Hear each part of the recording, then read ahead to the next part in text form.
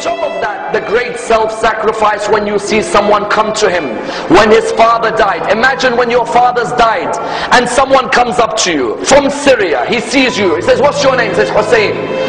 Son of who? He says, son of Ali ibn Abi Talib. He said, may Allah curse you and curse your father Ali. If someone talked like that to you, how would you reply back to him? May Allah curse you and your father. The guy's name was Asam ibn Mustalaq. Imam said, is the wind of this area hurting you? Or maybe you've had a disagreement with your wife. Is there a shelter for you to stay in? Or has no one provided you with clothing? Please come and stay in my house if you are a stranger in this area. Wallah, that person began to cry.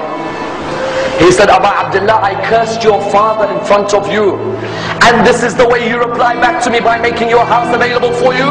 He said, this is the family of Rasulullah and the way we treat people. People may come and curse us, but we come back with morals, because our grandfather Rasulullah came to perfect the morals of mankind. And that's why I will never forget the greatest self-sacrifice before Karbala. Notice none of these stories have anything to do with Karbala. Before Karbala and the battle of Nahrawan, the soldiers who were caught by Ali ibn Abi Talib were standing there.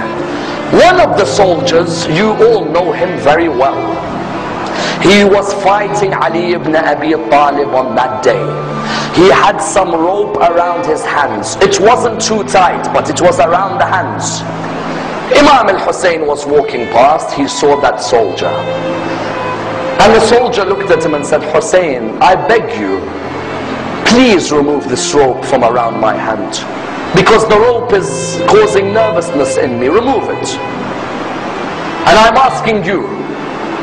Imam al-Hussein went back to his father. He said, oh my father, I'd like a favor from you. He said, what is it?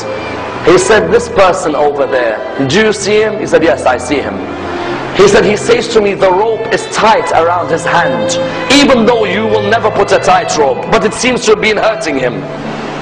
And he asked me to remove it. Oh my father, do you allow me? He looked at him and he said, Aba Abdullah, go ahead. Aba Abdullah, why do you want to answer this? He said, Father, when someone asks through me, how can I reject? I don't want the person to be embarrassed. When you realize who this person is, that's when you realize how magnanimous a man this man is. He went back to the person. He said, give me your hands. And he removed the ropes from the hands of Shimr bin Dil-Jawshan.